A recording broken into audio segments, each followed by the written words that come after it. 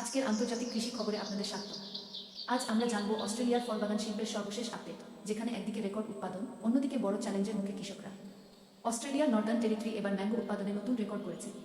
Quarter 20-26 মৌসুমে প্রায় 14.3 million tray mango উৎপাদন হয়েছে, যা আগের বছরের তুলনায় প্রায় 7.5% বেশি। এই অঞ্চলে এখন দেশের মোট ম্যাঙ্গোর প্রায় 52% উৎপাদন হয়। এছাড়া এই ম্যাঙ্গো রপ্তানি হচ্ছে মধ্যপ্রাচ্য, সিঙ্গাপুর এবং দক্ষিণ কোরিয়ার মতো দেশে। অস্ট্রেলিয়ার ফল শিল্প এখন দ্রুত এগিয়ে যাচ্ছে আন্তর্জাতিক বাজারে।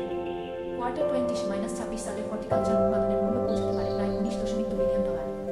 রপ্তানি আয় বাড়ছে প্রায় 8%, বিশেষ করে চীন, জাপান এবং দক্ষিণ কোরিয়ার বাজারে চাহিদা বেড়েছে। রোবট দিয়ে ফল সংগ্রহ, স্বয়ংক্রিয় মেশিন দিয়ে গাছ ভাঙা এবং এআই দিয়ে মান যাচাই সবই এখন বাস্তবতা।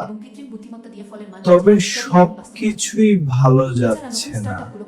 সম্প্রতি একটি বড় স্যাভেগা কার্য হয়েছে উচ্চ খরচ ও নিয়ম কানুনের চাপ।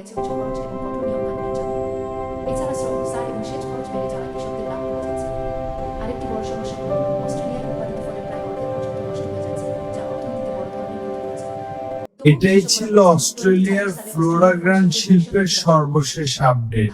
ভিডিওটি ভালো লাগলে লাইক, শেয়ার এবং সাবস্ক্রাইব করতে ভুলবেন না। পরবর্তী আপডেটের জন্য আমাদের সাথেই থাকুন।